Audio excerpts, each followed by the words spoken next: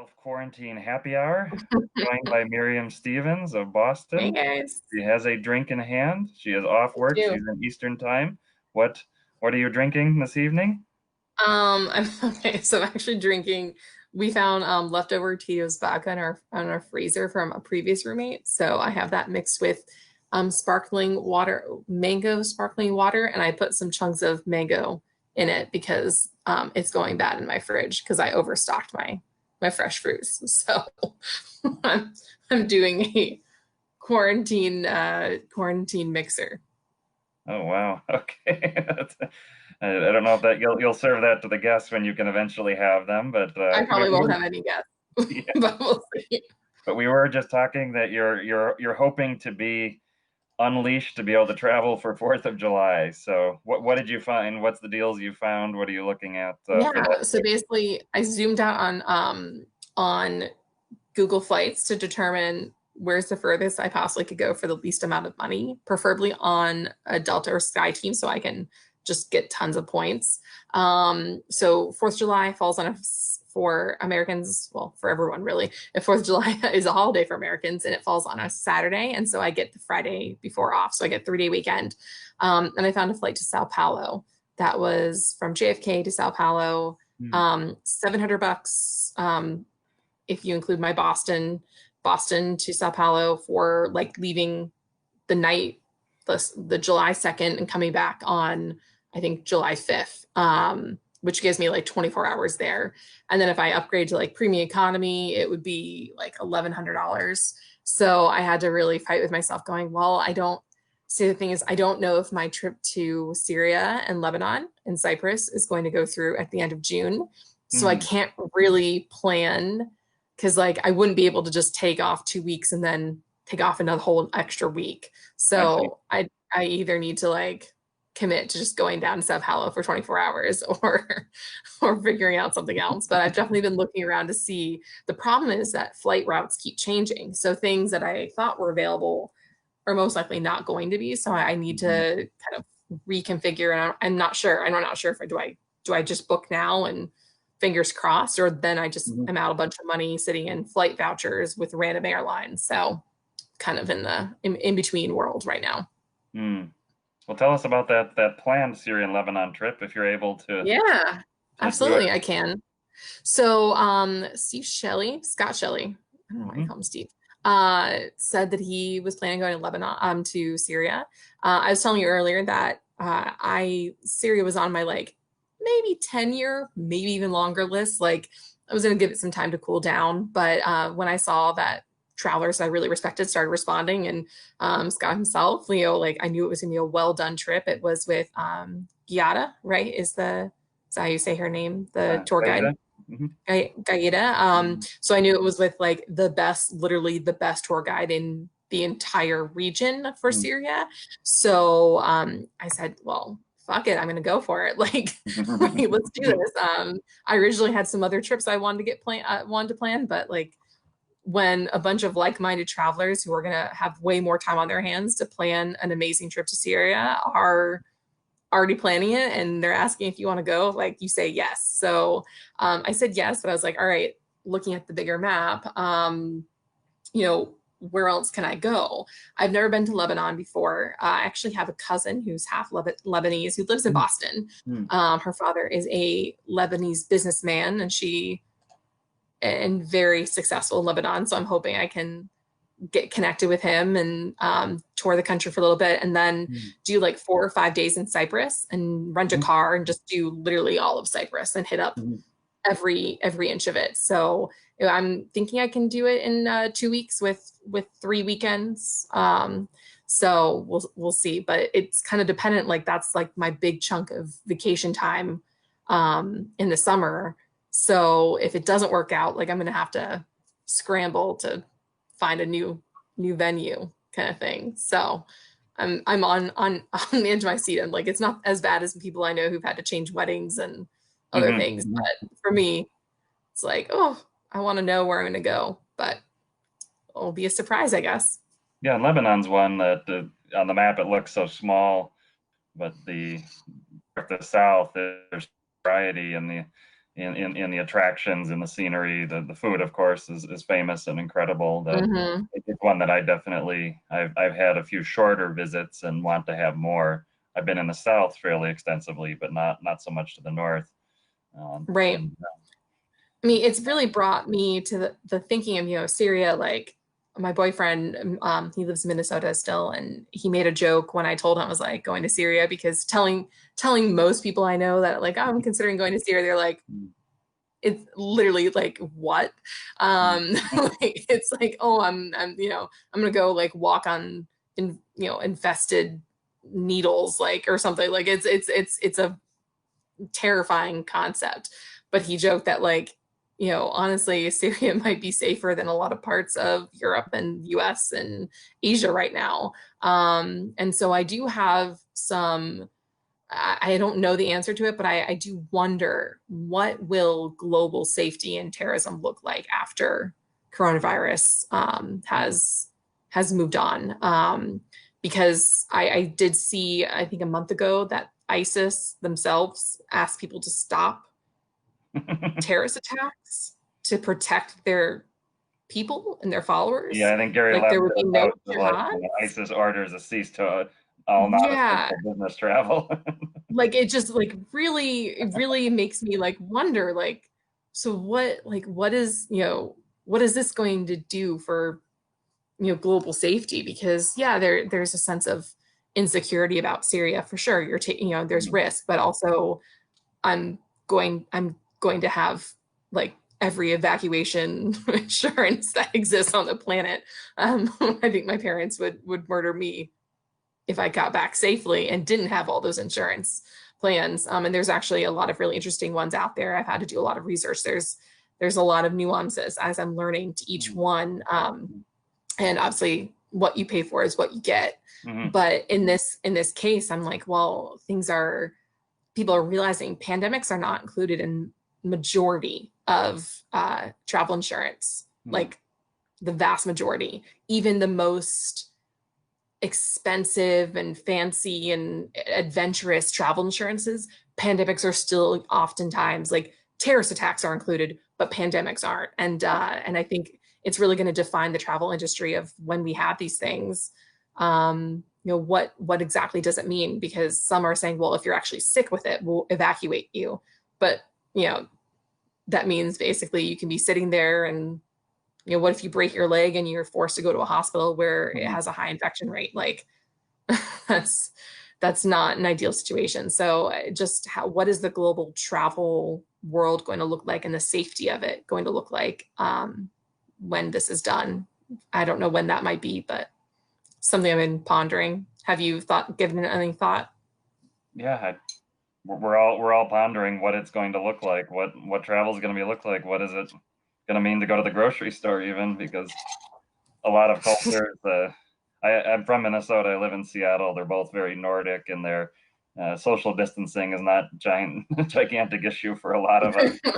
We can go stir crazy, but we're not the hugging, kissing, touching, Right. greeting cultures, and how much behavior can shift or not. Mm, A place very special to my heart is Hong Kong. I studied there for a semester. We were there in January, when the situation there started heating up, and talking with friends. I mean, they've had the political issues, and now these. So one friend there said just on his walk down through the neighborhood yesterday, 1 out of 4 shops are totally gone, and mm, even his the Cha Tan Ting in his neighborhood, one of the oldest surviving of these family kind of diner cafes in Simsa Choi and Kowloon, they just shut up shop for good, and they've been around for decades, and yeah.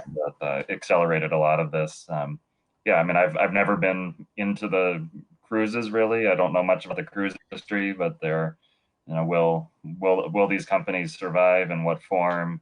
Will they go to zero and then relaunch? I mean, there's clearly a lot of people that love the products, but it can take a Hmm. lot of time to get over the But at the fear. same time, like, things go back to normal really quickly too, unless there's a lot of restrictions and policies in place. Like, there's been a lot of disruptions in global travel and fears, but people swarm back in anyway, you know, just Yeah, and a like, lot of people don't have the option to live at a space apart. I mean, I'm mhm. very lucky. The apartment I have, we have a two-bedroom apartment that it's, each room serves as an office for one of us. So, thinking about like back to Hong Kong for months, these families have been. When I was a student there, I'd visit some families' Very homes. cooped up. It's one room usually, even prosperous, fairly prosperous working couples, and Hmm.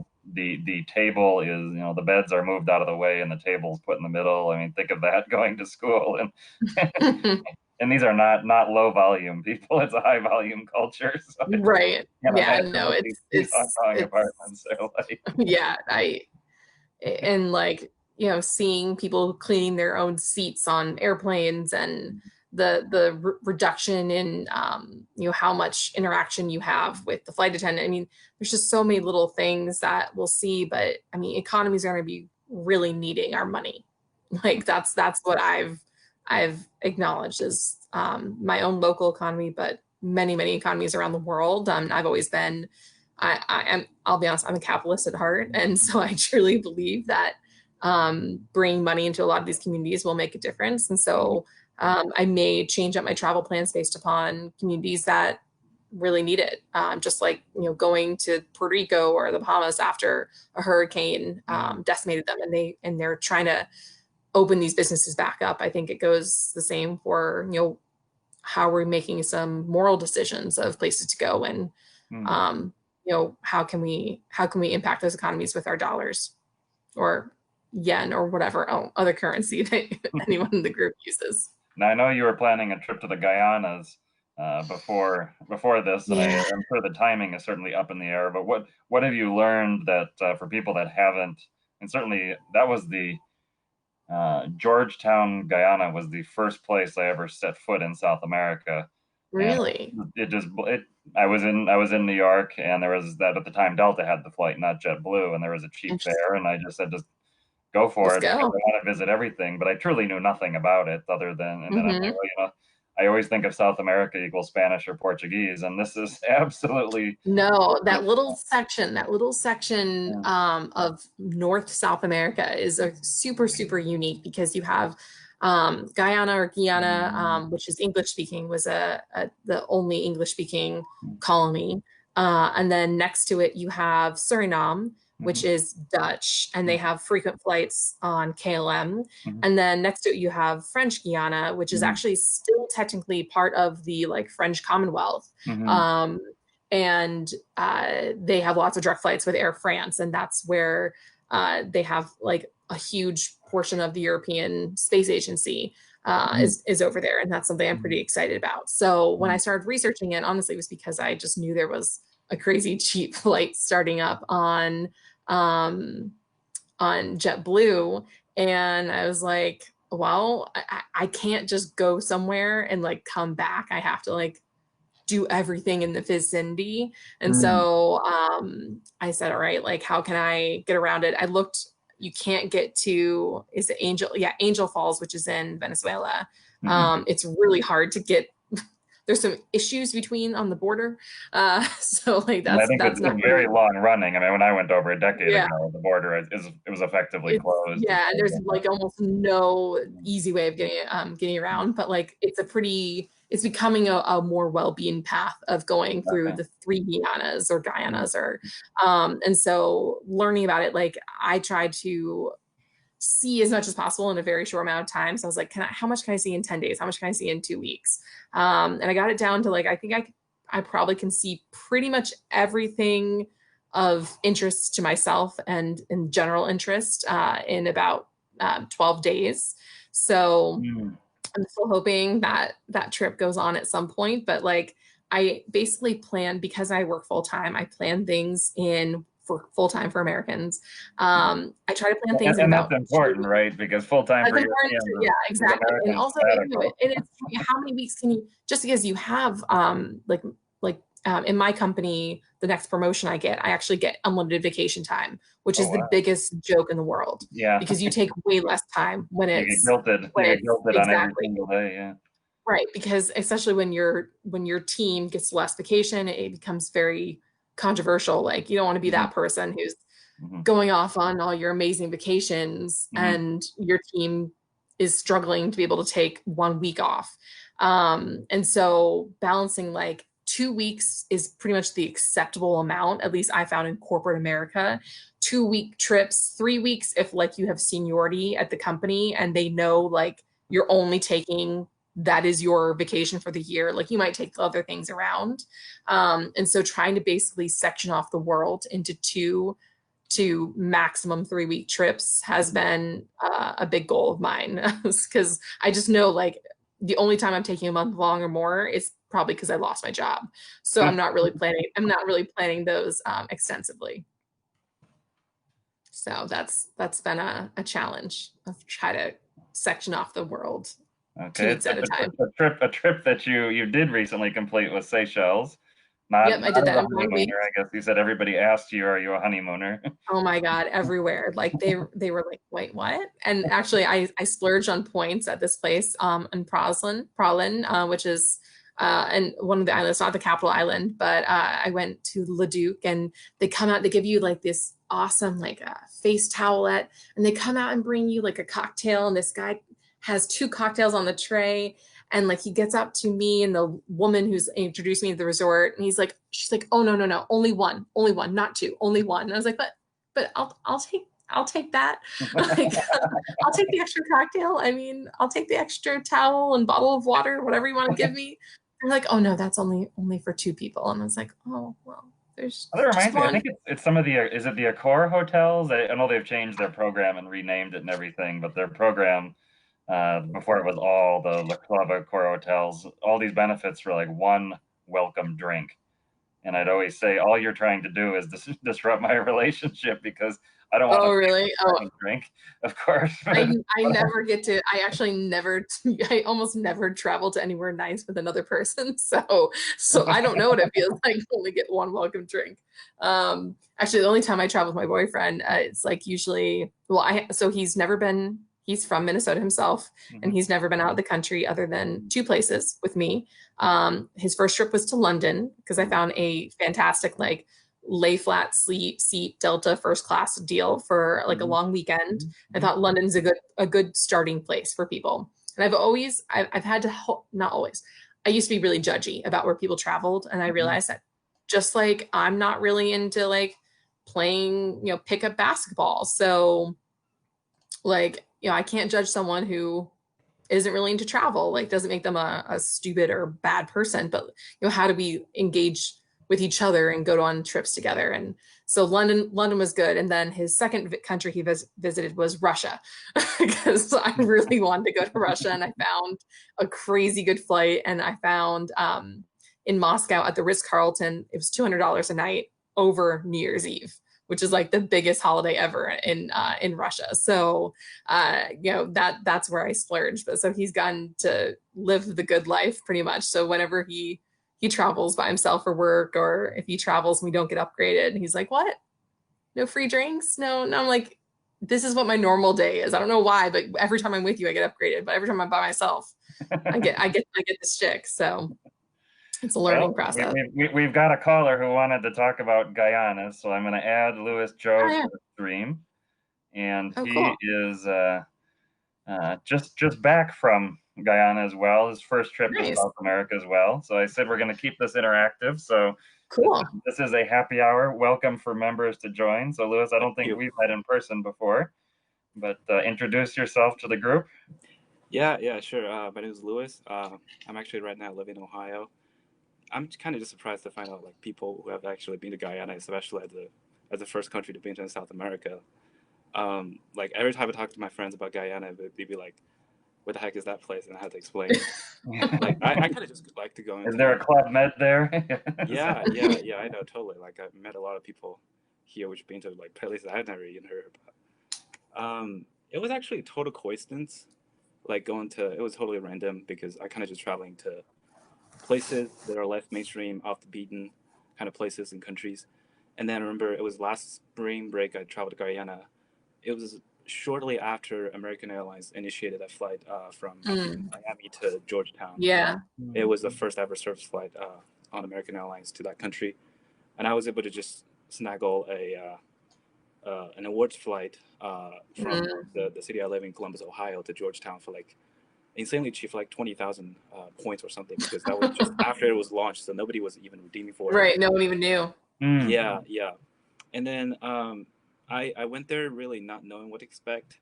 I was trying to find a hostel, but there was no hostel. I couldn't even There's find no it. hostels. Oh, I remember talking to this guy who's also from the U.S. and then on the taxi, he was there for work and he was surprised to find out I'm a traveler there because nobody would travel there.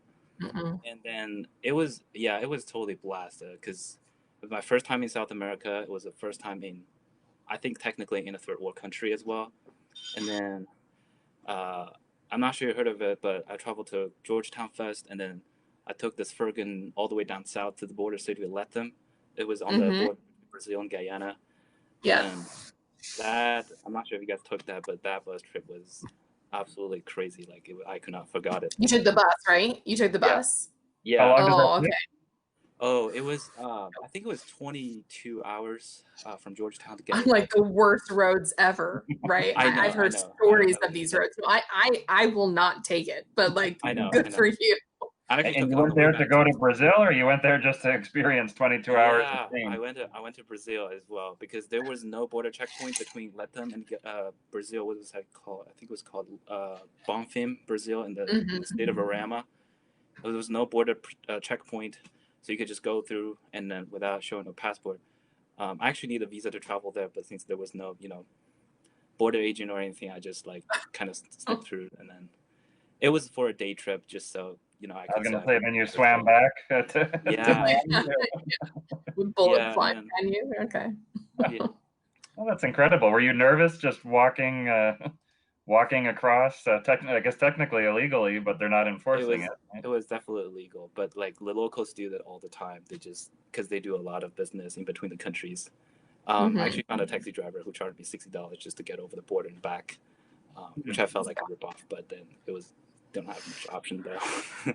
Yeah, I remember Nothing's a when ripoff when it's illegal, to be Yeah. honest. Like, I remember when I took the little boats to cross from Suriname to French Guiana. mm-hmm.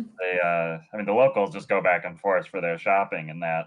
But I actually wanted the stamp, and so I was able to find a French border guard eventually, and he was so drunk and just disheveled that he accidentally stamped me with the out stamp, and then he got very concerned, and so then he just kept stamping over it to try to make it go away, and boom, blurt out, and then he did an entry one, and then when I left, I wasn't ever able to. I went back across the border. I wasn't ever able to find him again.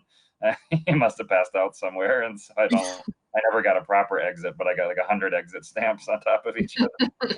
Wait, was there no passport check between French Guiana and Suriname? I mean, technically, I mean, I'm trying to remember. This was about a decade ago. I think when I left Oh, Suriname, I think they checked. But then just coming into the French side, they just didn't care. I mean, it was like no tourist oh, traffic. okay. So it was just the local shopping. And I exited back to Suriname that way. I didn't try to fly out of French Guiana or Mm. that. At that time, some of the good flight options, I'm not up to date, but were via Trinidad Caribbean Airways. And Yeah. they had the Yeah, Suriname. a lot of them are now going through uh Martinique, and because I also found like a crazy flight if I flew just one way from like Boston to Miami, Miami I think to Haiti, Haiti to Grenada maybe, and then Grenada to Martinique, and then Martinique down to Cayenne, which is French Guiana. I only could find the cheap flights one way, but it was like all the French colonies only. They're pretty Miami is such a huge hub for traveling onwards to those yeah. Caribbean territories. Hmm. Louis, I where like what's Experience some. what's your background? You said you're living in Ohio and you've yeah. started traveling. Or is your goal to visit every country or No, specific no. interest? I'm actually still a college student right now, and well, I go to school at Ohio State, and just because of the coronavirus thing, all the classes have been shifted online Mm, right now. And I had a I originally had a spring break travel lined up. It was to Armenia actually, a few weeks nice. back.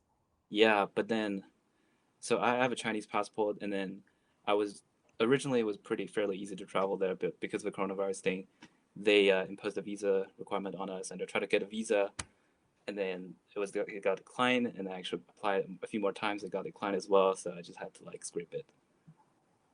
Are you originally from China? Yeah. Okay. What part? I'm from Shanghai. Okay. Have you ever been there? I have a couple times, but Really? Stephen lived in Hong Kong, so I lived in Shanghai about 4 years, and still go back every year. So which part in Shanghai? we were in Shijiahui the longest. So Oh yeah, that's where my dad's Yanping from. Lu, and there's actually a friend just shared. There's a new YouTube channel of somebody. It's just I'm trying to think of the exact name, but it's just somebody walking in streets of Shanghai lately.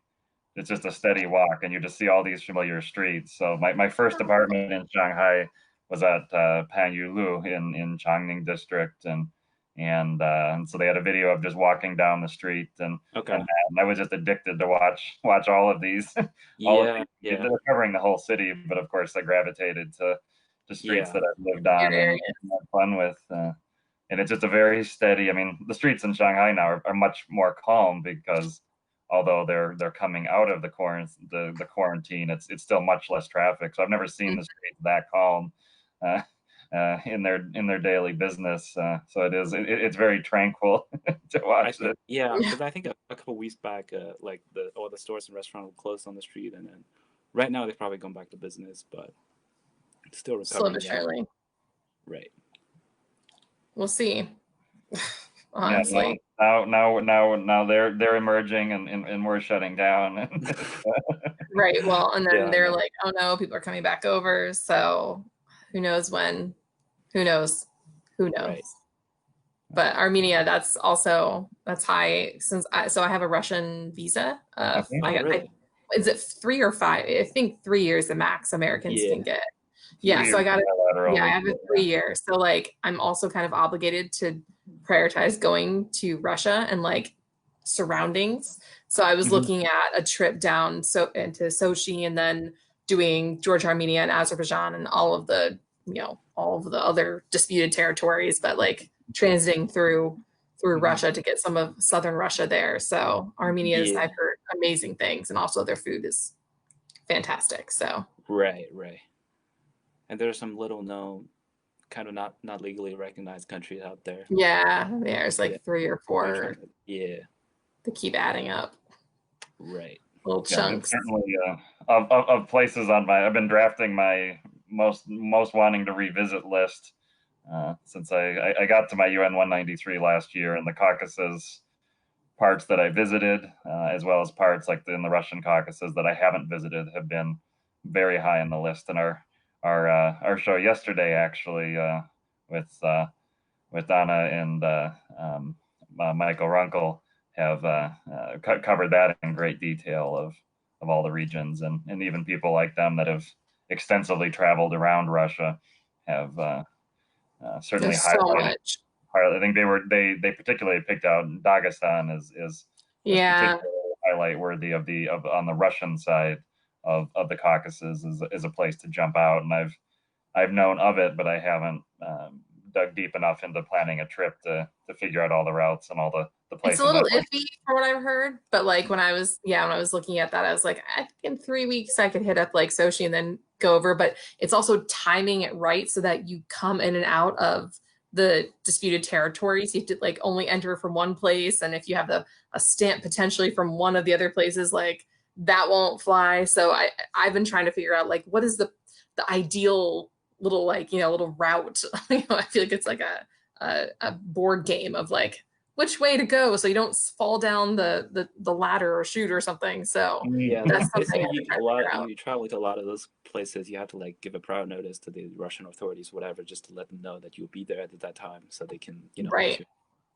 You only can enter from Armenia, and don't you dare try to go to Georgia afterwards, or vice versa. So the Dagestan would be. I mean, I've seen some of the pictures of like the landscape, and I think Dagestan is it a Muslim part of Russia, right? Is Dagestan you mean the southern part of Russia?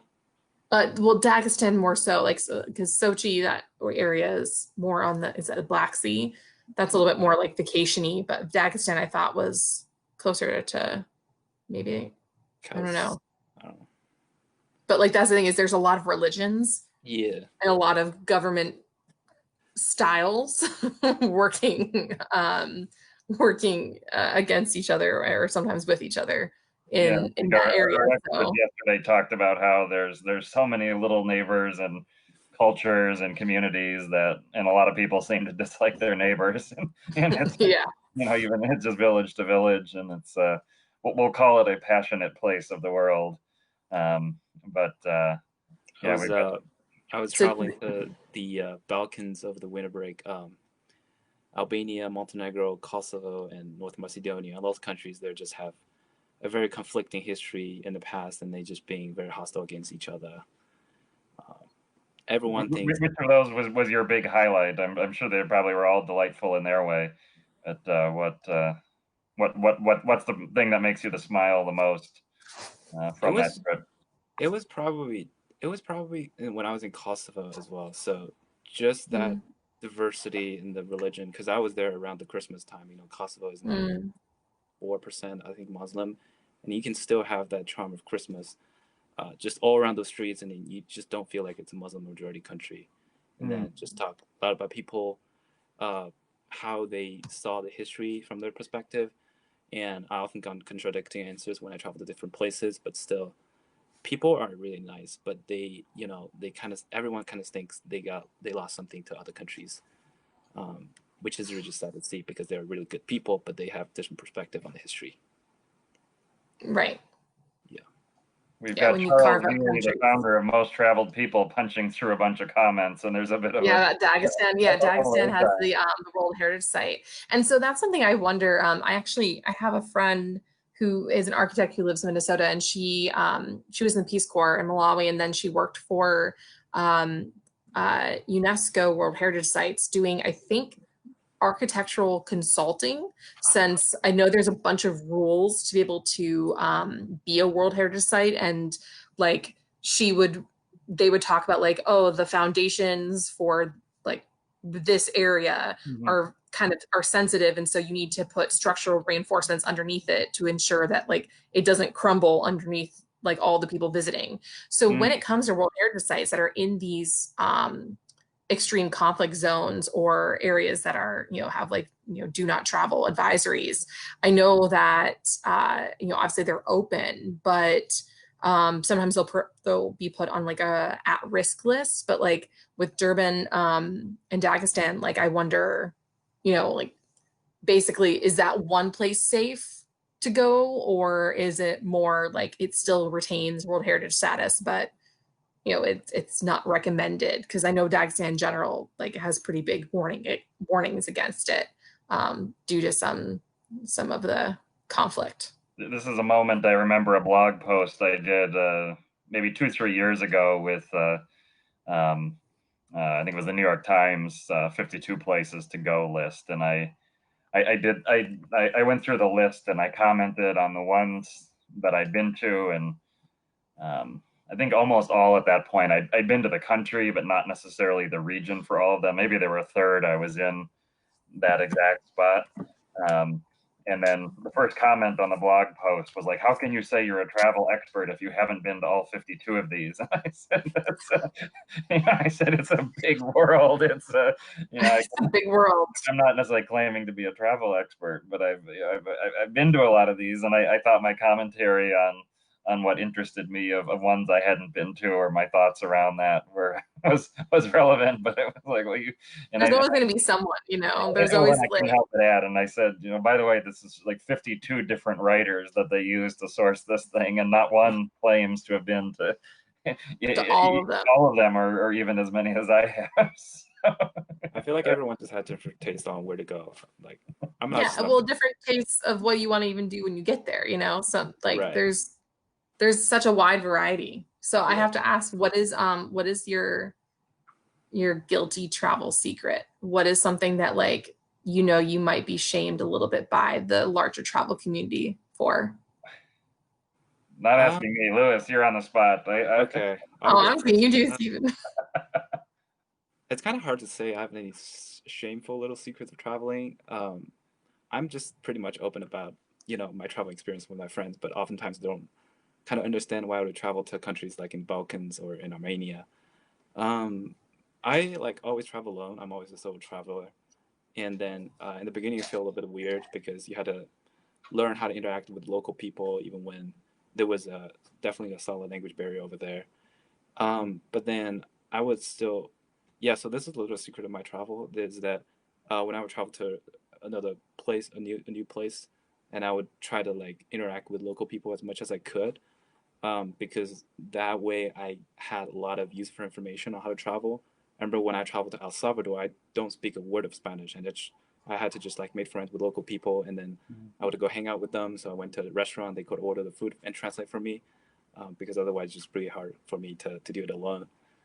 This is my little secret traveling because a lot of people travel to new country, and they would like, how do I, get around? How do I speak? And then my secret would just be to just let it go, and then um, interacting with people, and you'll find that is useful information. Use the local resources. Yeah, yeah. That's not embarrassing though. And That's resourceful. I, No, That's I was like, that's not almost a something like version of shameful.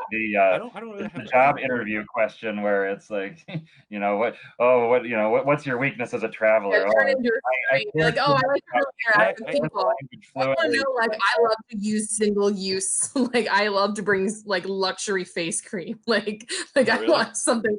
Like, no, and that's not why. No, I don't. But like, I'm Oh, I saying, thought that's your little I want to secret. know that kind of like. So I will Okay. tell you, I am an incredibly picky eater. I Really? don't know why. I have been a picky eater since I was born. I have tried everything, but there are many foods, like a lot of foods, I will not Oh, eat. I don't eat seafood. I don't eat a lot of certain kinds of meats, like certain dairies. And so inevitably, I actually lose weight when traveling because I am subsisting on carbohydrates. China was really hard for me. I just like the palate just it didn't match what I am used to or liked, or in a lot of the textures, a lot of seafood. So I like pretty much ate white rice with some soy sauce, but soy sauce is not quite as prevalent like as Americans might think. So Yeah, I ate just a that's lot not of a condiment to put on your rice. really plain white rice. Like I pretty much lived on plain white rice for Well, my, 3 weeks. my mother-in-law has her Airbnb cooking experience in Shanghai, so when she's able to back up and running, we will feed you and feed you well. And a lot of I mean, it's interesting that say in my business travel career, and when I was living in China, we'd have a lot of different executives or clients come over, and the typical banquet food, the delicacies that Chinese hosts want to provide because to them it's showing off the best of the cuisine is often the stuff that a foreign visitor is going to Mm-hmm. enjoy the least. But then the stuff that those same hosts will go home that night and fill up on a wonderful noodle dish or something. Right, At home, exactly. that's the stuff that if they would give the visiting executives, they would enjoy more than Yeah. some of the Then seafood. like, the pickled special delicacy, chicken feet and beaks. And like when I went to the hot pot place, I had a blast because I got to like, grill my own meat. But man, like I admit fully I am an extremely picky eater, but I'm adventurous in everything else. But I also love spicy food. So that has actually helped me because like it's almost a sign of respect in some places when I can show them I can handle right, spice. right. Like I can handle spice as long as like it doesn't include, all these Yeah. other ingredients. Now, there's So an interesting thing. I was also very picky growing up, and it was moving to China, studying and living in China that I had to stop being a picky eater. And the odd thing about my pickiness is some of the things that I would not eat as a child, I still won't eat. So like mhm. I never would touch mayonnaise, I and won't touch mayonnaise. and and I still won't, and I will pick it off or anything or like canned I just, tuna. I hated that oh smell. no, My brother would no, eat oh god, no. and Oof. so these things I'm incredibly picky about for my childhood, and nothing has changed me. But anything that I've encountered as an adult, I learned to not be picky, and I'll try pretty much Yeah. anything It's that's like it's been like instituted in you. Yeah, there's certain things that I like like seafood. I literally don't eat any seafood, but both my parents are from New England and like I grew up in Florida, so I grew up around extensive amounts of seafood. I think I'm just scarred for life because of the smell of seafood growing up cooking. I Like a mean, lot of Americans with lamb. I mean, lamb is one of my favorite meats, and because I started eating it in China, I didn't have that Seinfeld, the mutton smell. mm, When it's fresh, it doesn't have that smell. Well, you asked, yeah, sort of embarrassing. So I'll give a food yeah. related answer is, especially around the U.S. So when I'm traveling with my wife, she's the one that's really into food, especially seafood, and so we go to a lot of effort to find places like on roadfood.com, family run places, things. But if I'm alone, I'm just charging hard, and the guilty pleasure I always go for is Little Caesar's Crazy Bread, and I love US road trip that stuff is the best in the I can even world. think of when I was just in Michigan Upper Peninsula last year, and there's some spaces where there's not. I mean, it's wonderful in that there's such little population and the beauty up there, and suddenly I see a semi truck from Little Caesars, and And so you're like I following. follow the truck into a store for the delivery, God, and fresh crazy bread. I'm the same with my Pizza wife. Hut. It's my Yeah. thing. I have to eat Pizza Hut in every country it's available. And actually, There China are has some of the American best. chain restaurants everywhere. So Oh, but honestly, I have to say KFC and Pizza Hut are 10 times better in China than anywhere else I've ever I experienced in the know, I world. totally agree. They're so much better because they have the yeah, spicy wings. They have it's better they have hot wings. quality. I don't That's know. what I told everybody. Yeah, It's so even when I much was in high better. school, I went to KFC every day because they have hot wings, which was not Yeah, the available hot for wings. You here. can't get the hot wings I here. know, I know. And like honestly, yeah, like fried chicken, I can do fried chicken, but And like also, I yeah, don't do a lot of other stuff. and McDonald's in So China also carries hot wings, which they do not no, carry. that's true. Yeah, And the McDonald's dessert too. I internationally mean, is in Hong Kong in January, McDonald's in Hong Kong had this new. It was a dark chocolate cone, a sugar cone with Hershey's dark chocolate ice cream with a dark chocolate stick with chocolate drizzle and chocolate chips, and it was like $2 or $3 US. I And think why yeah, not? even my wife was like, "Oh, we can go to McDonald's after all. We're allowed to enjoy this." And a month later, she said, "Gosh, I miss." And she's not a giant dessert person. She's a month later. She said, "Gosh, I miss that ice cream cone from McDonald's." I mean, it's like it's a reason why everyone loves it because like it's universally delicious food. Like it's not the best for you, but there's definitely been a lot of moments where I'm like, well, do I go try out this like experimental restaurant where I might not yeah, actually enjoy my meal and spend extra money, or can I run by KFC, spend like literally $3, get 15 hot wings and have meals for the next 3 days? Like you have to. right. You kind of have that universal standard that you can rely upon. Yeah. One thing I found really hard about traveling, like eating when traveling, is that when I travel to a place where it's like heavily gravitated towards tourist culture, and then you would just have all those restaurants opening almost exclusively for foreign customers because they know locals won't go there. And then when you're trying to find where the locals eat, they kind of just walk out of the alley with a bowl on their hands. I'm like, I have no idea what to get local foods because I don't want to spend $5, $7, $10 on a like fake Western food. That was my experience in Cambodia, actually. Yeah, In Cambodia, interesting. When did you visit Cambodia? it was summer 2018. Hmm. Yeah, I mean, you're a college student, but you're really getting around. That's incredible. yeah. Because The I only best had time too. It's cheaper. spring, summer, winter breaks, and that's pretty much all of it. I try to squeeze out of The time off. Yeah. Oh, that's In fantastic. Cambodia, because I'm such a picky eater, I was by myself and I was brought to like my tuk-tuk took me to like, after a day doing the sunrise or whatever, they took me to like this little shack on the side of the road to make my lunch that they probably knew. And because I'm such a picky eater, I feigned interest in like learning how to cook so I could control what ingredients I was eating.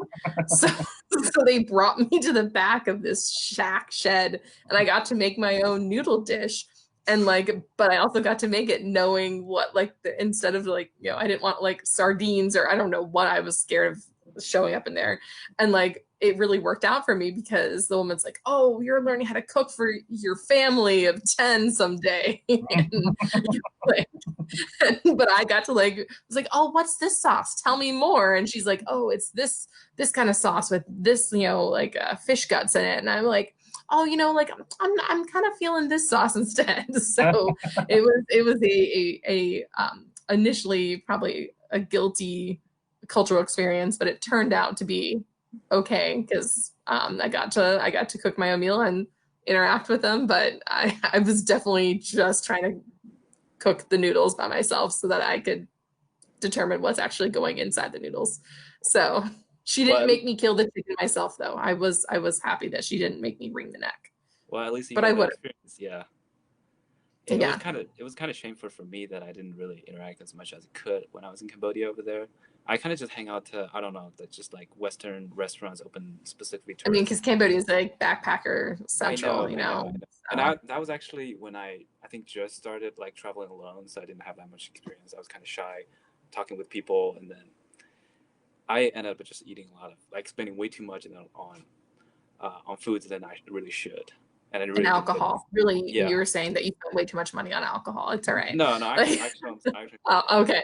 Because like that's the thing I noticed in Cambodia. Like I like going through Cambodia and some other places. I'm like, guys, did you leave the hostel at all today? And they're like, No. no, I'm just hanging out. I'm like, I get like they're trying to save money, Yeah. but like you're not doing anything. You're Yeah. literally just like getting high and drunk and sitting in the hostel and like cooking some instant ramen, and that is like the extent of your experience. I'm like, that's when I've had to balance the backpacker life because like I love pancakes, huh? Just instant ramen. No, like it's just the box of noodles. They buy the giant box of instant noodles and like use the hot water and put the little flavoring packet in, and like that is what they eat for a solid 8 months. They're like, yeah, I'm traveling for 12 months. I'm like, but you're just basically bouncing from hostel to hostel and like washing dishes until like, and hey, you know what though?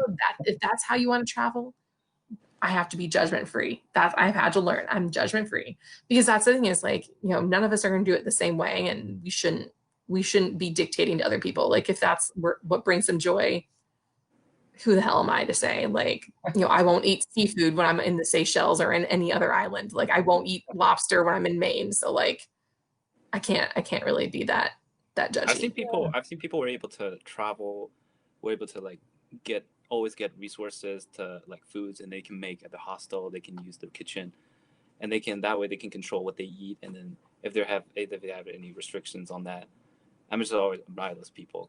Like they will be able to maintain such a balanced lifestyle while still like traveling different places. Because it always took me a lot of time to like find, okay, this is gonna safe place, and I'll be here eating for the rest of my stay. Yeah, I certainly don't have that discipline. I love trying the local fruits, and if there's a local fruit juice or smoothie place, I'll order the whole menu and I'll try it. Yeah, exactly. I'm like, oh, okay. I'm like, oh, I came home like, why do I don't even have a fridge, but I have all these leftovers. Okay. Like, yeah, no, I'm bad about that too. Like I don't really like cooking when I'm traveling. I don't really like staying in Airbnbs, like hostels I don't mind, but I did tell myself like a year and a half ago that it was my last dormitory hostel because I couldn't handle it anymore. I was becoming like an old witch going like, these women, they're so disrespectful. I was like, I can't believe they left water all over the counter. Like, I was like, all right, it's time to get my own room. Like it's time I've stayed in lots of budget dumps, but I've never done, almost never. I mean, Faroes or someplace where it was really expensive. I've done the shared room hostel, but it doesn't appeal to me. And I figure I can always figure out some accommodation where I've got my own room. Yeah. Shared bathroom, I don't mind. But I want my own room to. Yeah, it's nice to have your own space. So I've definitely developed the taste for that now that. What do you think is the weirdest place you've ever slept at in your travel history? Ever slept? Yeah. Where's the weirdest place you ever spent your night? Okay, I'm gonna go with mine. Mine is definitely when I was traveling Guyana and I was on my way back from Latin for Georgetown. It was a kind of 2-day because I had to wait for the dawn, and then I was like, they dropped us in the middle of like a rainforest thing, and I kind of just have a hammock that I can hang between two trees. Yeah. It was pitch dark, and I like got know how many miles I'm away from the nearest civilization. I was just so, I don't know, I just feel so sad at that night. But that was, I think it cost me like $5 to rent that hammock. Yeah. I've heard, yeah, I'll be staying in the actual cabins. Oh, yeah.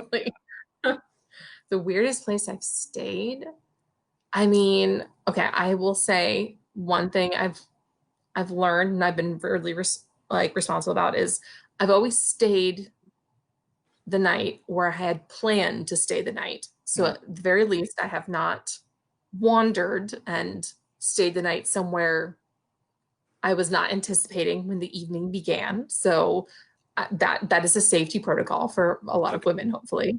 I'd say probably the two most memorable. First was my first hostel experience, which was in Prague. I had no idea what I was doing. I'm pretty sure I had swine flu. Like I'm almost positive I had swine flu. I was like barely standing, and I flew from Paris where I was studying abroad, and I didn't know, so I just went for the cheapest hostel I could find in Prague, which was like quite far outside of the city center, and I'm pretty sure there was 36 beds in this dormitory. And it was pretty gnarly. It was, and like I lost the group I went out with, and like I wandered for probably hours and finally found one. I mean, I didn't understand anything, like what Czechoslovakian, yeah, like that's completely different alphabet, right? So the Slavic alphabet. So like I had no clue how to like remember where I went, and I wasn't smart enough at that point to like write down the address of my hostel. So this poor taxi driver took pity on me, thank God, and he drove me around until I found a landmark that looked familiar, which was the train station to get into Prague. And so that was memorable, in that I learned my lesson to carry the address and make sure your phone is charged and don't trust people you're going out with on your own. But then the second one was in the middle of Serengeti when we were camping. I was like on an overland trip, and I had a roommate, and they told us though, like you're in literally the middle of a wildlife reserve. So like if you need to go to the bathroom in the middle of the night, like attempt to hold it as much as possible, because there are actual hyenas and lions roaming around the campsite. Of course, when you tell someone that, like immediately, once everyone was asleep, I had to go to the bathroom so bad. And so I attempted to go to the bathroom in my tent using a water bottle, and it did not go well. And so I ended up having to wake up like pretty much every tent around me, because it was just bad. And so that was memorable, because that's when I wished I was a man for the first time in my life. Yeah, I totally get that. I met a lot of solo traveling females, and then it's kind of hard to just come to me to have to imagine like what kind of struggle I have to go through in the mind to like determine if this is a safe place or not. Because all the time I just like finger crossed, and then I'm gonna stay here for the night, not really having much to worry about. Yeah, I mean, yeah, it's probably easier to do that in European cities. My first hospital experience when I was in Finland and in Helsinki, it was a totally safe place, even though it was my first. I was like, wow, yeah, that's like Scandinavia's like luxury hotel hostels. Yeah, I think the best hostel in Finland at the time, and then somewhere down the road, I traveled to different countries, and in El Salvador or somewhere, and I realized I also stayed at a hostel, and I realized, okay, this is probably not something you want to mess around with at night. You probably have to have a prearranged plan to do that. Yeah, but I do think though staying in hostels as a female has, at least even if you don't share a dorm room, but the more people who recognize you and know who you are and like can watch out for you, I've found that to actually benefit me quite a bit, because then your people are like, oh, where'd Miriam go if you're going out, or if you're staying in a hostel room, especially like if some person tries to follow you in there, like they know that person doesn't belong. And so it's kind of, you have a little bit more of a community, because when you're going out on completely alone and you're going to dinner alone and going out alone, then you don't really have anyone watching your back. So I do think it's kind of nice hostels, or at the very least, bed and breakfasts, or places where there's other people who know when you're coming in, when you're leaving, or like that you even exist there. That has been nice, beneficial. One thing I always do, like every time I arrive in a new city and I'm trying to have like friends hang out for dinner or whatever, I always just go open up the couch surfing app on my phone, and I would go into it. And I've never tried that before. Oh, that's actually really good. I stayed at hot couch surfing before as well, but nowadays I kind of just use it more as a socializing tool. Trying to find a friend to go to the place alone. I mean, together, so that you don't. Since we've talked about dumpy accommodation, I won't continue in that theme. I'll suggest, as I have stayed in, just a second. We've got one more call in. Okay, we've got one more surprise guest coming in just a moment. Yeah. And, but I'll say that two accommodation experiences I think every traveler should try if they can at some point are both in Japan. So the traditional, the ryokan, the guest houses, the sleeping on the mats, the tatami mats on the floor. For the most part, this is not the cheapest accommodation. Many are pricier and can be half or full board. Some can be lower price range, but just an incredible experience, I think, to enjoy that cultural experience. And then the other side of it are the love hotels, which The what? Japanese love hotels. Oh, Okay. They the thing about them is, for the most part, from say like 10 p.m. onward, they can have very cheap overnight rates because that's their downtime. So during the day, they're quite busy, and they have in Japan, they have very elaborate pricing models. But if you're traveling in Japan, it's not something you make a reservation in advance. But cities like Osaka, Tokyo's near Shibuya, the Love Hotel Hill. I'm forgetting the name of Osaka that has a lot. There's a ton of them, so somebody's always going to be open. So an overnight rate at those can be quite attractive. They're Japan, so they're very clean. I was gonna say they must be like super clean, so like I wouldn't be worried at all. Yeah, I mean the one night we did stay really safe as well. one, we didn't realize that it's not set up to be in and out privileges. When you leave, they do the bill, and we couldn't even figure out how to unlock the door to get out if there was an emergency. We're trying to call and say we want to go out, but we want to come back in. And like, no. But I'm a member of the Rose Lips Loyalty Club of Osaka. The Anna Sway room is endless bathing, like, body gel and all these products, and that my wife never came out of the bathroom the whole night. The room. She's like, I'm just gonna sleep here. But there was a PlayStation for me, so I screwed up the time zones. We've got Tim Skeet from TCC joining in, and he wants. I'm actually gonna run to the restroom. I'll be right back. Stayed, so welcome, Tim. Tim is in Calgary, and I keep forgetting that they are not Central Time Zone where I grew up. They are Mountain Time, so I totally screwed up the hour and apologize to him. No problem. My schedule was busy. I was getting a haircut. I gotta say, my wife did a pretty good job on it. Actually, it looks really good. So we're improvising, and a good $30 saved for the home economics.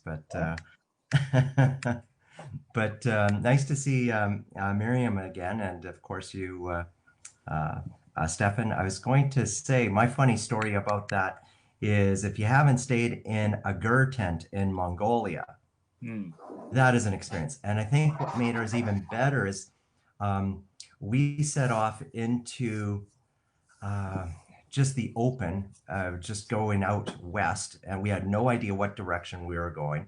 And I remember we were with our guest house. I'm trying to remember her name, Zaya's guest house in Ulaanbaatar. And she says, I've got this guy, he's great, and he'll be good for the four of you. We went off, and they said, you know what, he doesn't speak any English, but he does speak Russian. First of all, he doesn't speak Russian. We could not communicate in any ways with him, and it took about half a day till we realized we can just communicate through animal sounds. So moo, oh yeah, moo, cow, yeah. so then one night was just a tent that was pitched, and there's four of us, and it's a 2-man tent. Well, we were warm, but not necessarily comfortable. So the funny thing is we would be like, okay, switch. Okay, switch. So you can imagine 4 adults in a 2-man tent. It was quite uncomfortable. But the second one, which was really funny, is we stayed with a family in a gur tent. And gur tents are fairly large. And there was the 2 parents, there was an uncle, there was 4 kids, and 4 of us. So the 4 of us were on the floor, and I was wondering, what am I leaning on in the night? And it's this one kid, and we named the kids Donut, Red Shirt, SARS, and Cinderella. You can imagine how donut, he looked like a donut. The one kid, he was angry, he wore a red shirt. Cinderella, she was the slave to the family. And of course, Stars, sorry for lack of better terminology now, but had this wild cough, and we were concerned at the Oh, time jeez. about that. So anyway, I'm wondering what's in my back the whole night. Oh, there's Cinderella right in my back. But I thought the funniest thing is we were wondering in the middle of the night, we saw the father and the uncle come into the tent, and they're totally intoxicated. They get onto their bed. They had a bed, and they rolled off the bed, and one of them landed onto, I don't know if it was red shirt or SARS, and all you heard is this howling, and he just kind of slept on top of them for the rest of the night. But hey, who are you going to argue with when you're paying $2.50 a night, including breakfast and dinner? So $10 for all four of us. It was an incredible experience and our unique time that we had. Was it like in the city or somewhere in the middle? No, no, no. It was probably about a day and a half out. And Oh, the one thing is there's no highway. It's basically dirt yeah. roads, and it interchanges like this. And Mm. so it looks like it's wagon traffic, or it looks like it's for true off-roading. So you're in the middle of nowhere, and they're truly nomadic people that were herding their sheep, their goats, their horses, everything. So I miss this. Is this Mongolia? It sounds yeah, like Mongolia. it's I Mongolia. guessed it. I got it. All right. I was like, I got. did you have any horse milk or I'm horse sorry. meat? Did you try any horse milk or horse meat? Oh yeah, I don't believe we had. Well, we could have had horse meat. We had lamb testicles. Um, we Yeah. had the fermented mare's milk. We had the milk tea. I love the Mm. milk tea. So the interesting thing on the fermented mare's milk, there's four of us, and everybody knows I'm that guy who will eat everything, Oh, okay. and Well, that's good. I will eat everything and anything. So everybody's pushing their I was stuff like, towards yeah. me, and I'm, sure, let me chug it. I can do I need it. to remember, always bring someone on the trip who will eat everything so you can put all the things. I was telling them earlier, I am the pickiest eater in the world. So like I struggle. I I'm struggle that many guy. times. I'm So that I need to, or find like bring a dog with me at all times, just a pet to get the scraps too. Yeah, I it's think it's the I think I will eat anything and everything is how we will end it for today. And Miriam's yeah. got another drink for her happy hour. Thank you, Lewis, for joining in. Mhm. Thank you, Yep. Tim, for popping in after your haircut. We'll be back tomorrow with Joel Oleson and talking about how to be productive, and that will be during my work hours that we're doing it. So we're back at the same time, 6 Eastern, 3 Pacific, and maybe have some surprised guests join Joel and I as well. So see you all tomorrow. Thank you guys for joining. Take care. See ya. Nice to see you, Bye. Miriam. Bye. Nice to see you. Bye.